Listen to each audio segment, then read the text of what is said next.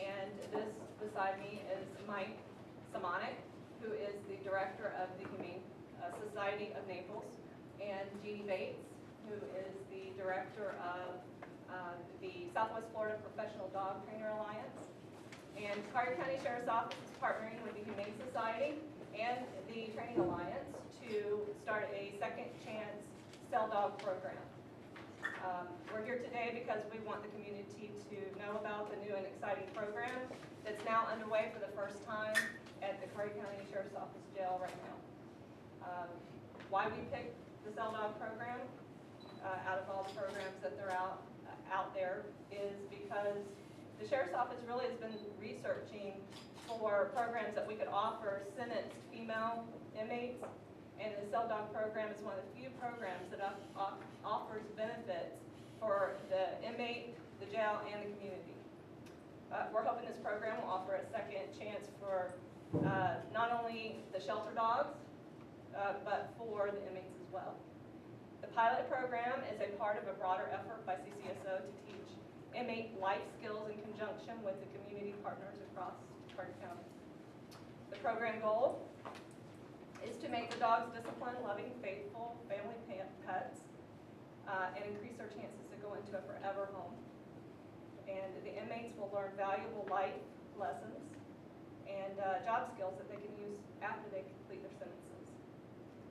Programs of the details of the program, basically we have 4 puppies that have been provided by the Humane Society. And we have selected and screened 8 female inmates that are female for the first participants. This program started on October 24th. The inmates are learning to obedience train dogs in what will be an intensive 8 to 16-week program. The program is very similar to Lee County Sheriff's Office cell dog program.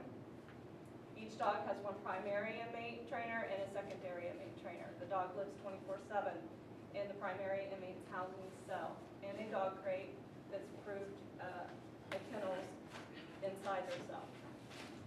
Inmates who have been sentenced for 1 year or less or have nonviolent offenses are eligible for the program. And inmates selected have been carefully screened, and the program is being carried out with no additional cost to the taxpayers. At the end of the training, there will be a graduation, which we will invite you, and the dogs will be available for adoption. And with that, I will turn this over to Michael Simonik with the Humane Society so that he can tell you what the Humane Society's role is. Thank you, Captain Richards. My name is Michael Simonik. I'm the Executive Director at Humane Society Naples, and that's on Airport Road.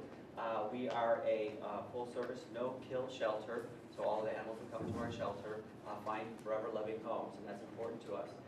We were thrilled to death that the Sheriff's Office, Captain Richards, and Chief Sally, and Sheriff Rambosk has decided to partner with us on this program because it's an exciting program for us and for the dogs and for the inmates. So I think it's a win-win-win-win program that we're doing because it's a win for the Humane Society, it's a win for the Sheriff's Department, it's a win for the inmates, and especially to us, it's a win for the dogs. We get a lot of dogs in our shelter that have challenges and issues as they're growing up, a lot like the puppies that we'll see here today that we've started in this pilot program. And a lot of people adopt a puppy when they're 6 weeks old or 8 weeks old, and they don't do any training, they don't do any socialization, they get stuck in the backyard, and then at 6 months of age they say, here's our problem child, fix him. So this, and we do, we try our best to fix those puppies so that they can go into a family situation and be a lifelong loving pet for people. So having this program here at the jail is allowing those dogs the extra time that they need to be trained, which Jeannie Bates and the Southwest Florida Professional Dog Trainers Alliance is doing here for the dogs, and get into that situation where they can be loving family pets versus just little wild children that we see come in. So it's definitely a win for the dogs, and at the same time, it's a win for the inmates that are working with them. So everybody becomes a more loving animal or person in the end, and we think it's great, and we're so thankful that it's finally happening for Collier County because it's happened in a lot of places, but it's going to be a great program here. We have great trainers on staff, and Jeannie directs all of the training. So I'll let Jeannie talk more about how the dogs are being trained in the program during this pilot program, and then maybe as we go into future programs and have different dogs come. Jeannie Bates. Thank you, Michael. We've been partnered with the Humane Society of Naples for 7 years now, and we're very proud of our work that we do, and certainly we're proud today to be a community partner with the Collier County Sheriff's Department as well. Our training program for these dogs is a balanced training program in that it doesn't include just obedience work. We're also doing a lot of temperament training with the puppies, as Michael said, so that we're building a well-balanced puppy. The girls are teaching the puppy effective canine communication, effective canine to human communication. They're doing a lot of touch sensitivity training to hopefully eliminate any future behavioral issues down the line. So the puppies are doing very well. The girls are doing exceptionally well. We're very proud of them. And when we first talked about designing the program, we also, of course, wanted to help the girls, and the program is designed not just to benefit the puppies, and it's a balanced program to help the girls with personal development as well. So an example is if we're working on leadership for the dogs, we're also talking to the girls and helping them to develop leadership skills that they can hopefully utilize in the future. Same thing with integrity. If we're talking about integrity of performance for the puppy, we're talking to the girls about integrity of their performance as well. So there are many lessons to be learned, and we are also giving them job skills as we move along, and hopefully they'll be able to seek gainful employment in what is a huge industry today, and that is the animal care field. So now we'd like to bring the two of our puppies in.